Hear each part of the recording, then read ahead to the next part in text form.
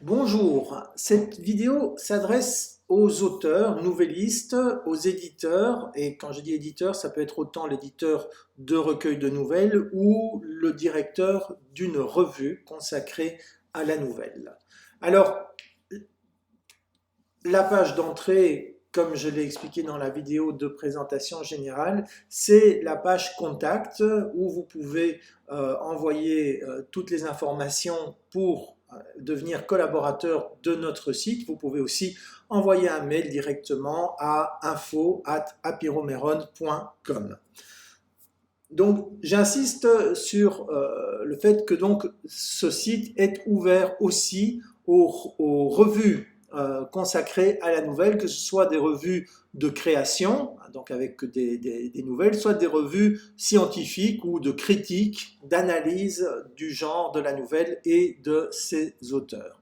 Alors, il y a deux cas pour les auteurs, il y a deux cas qui se présentent. C'est celui où l'auteur a publié chez un éditeur et donc cet éditeur détient les droits, et l'autre cas, c'est il n'y a pas d'éditeur ou il n'y a plus d'éditeur et l'auteur est propriétaire des droits. Si vous avez donc les droits, si vous êtes dans ce second cas, il est important que les textes aient été publiés à compte d'éditeur préalablement ou que vous avez par ailleurs une carrière d'auteur reconnu publiée chez un éditeur professionnel. Pourquoi? Parce que la qualité est un maître mot pour le site. Nous voulons que l'ensemble des textes soient de haute tenue littéraire, ce qui ne veut pas dire qu'ils doivent être tous semblables. Bien entendu, nous voulons absolument représenter non seulement la diversité des cultures francophones, mais aussi la diversité des approches, des styles, des tons.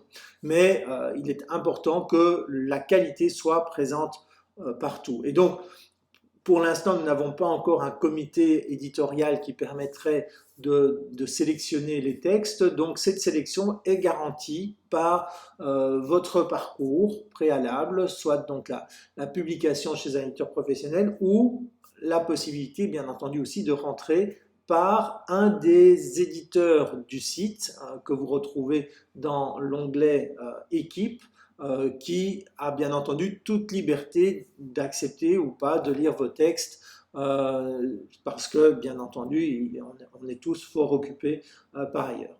Alors si vous êtes l'auteur et que vous avez les droits, vous serez dans votre relation avec l'Apiromeron considéré comme un éditeur, vous serez votre propre éditeur.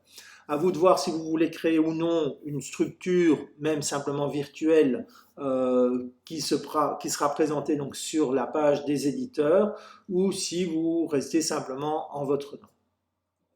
Si un éditeur détient les droits, alors vous devez contacter cet éditeur et c'est avec lui que nous signerons le contrat pour la publication sur le site de l'Apiromeron.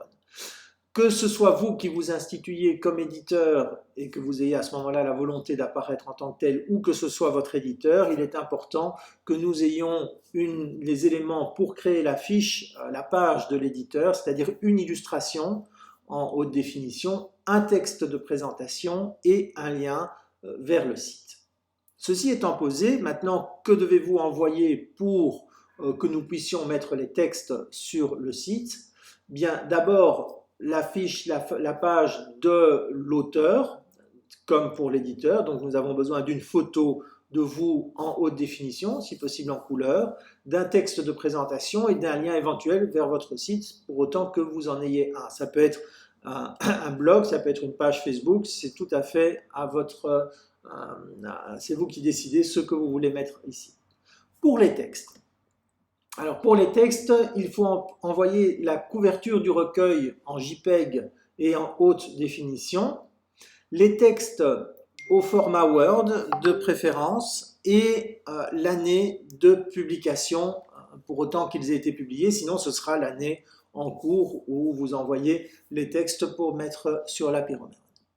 Alors, la question du recueil est importante. Vous allez me dire, voilà, moi je n'ai pas, ce sont des textes qui n'ont pas été publiés en recueil, qui sont des textes épars. Il n'y a donc pas l'organisation thématique que suppose un recueil, et donc je veux les publier comme ça.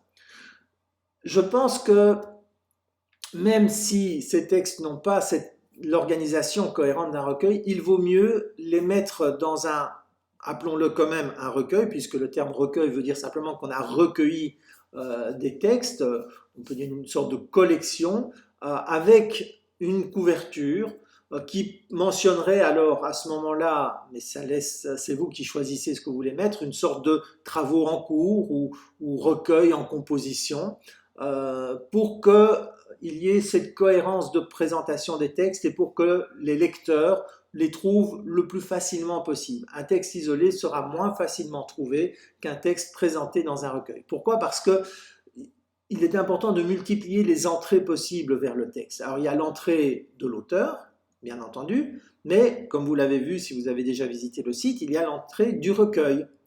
Et donc, vous avez là deux portes d'entrée qui permettent de trouver plus facilement le texte que vous avez publié. Et c'est important qu'on trouve le texte. Pourquoi? Parce que, j'y reviendrai la page suivante, les revenus qui viennent, qui aboutissent finalement dans votre escarcelle dépendent des consultations uniques des textes et des textes uniquement.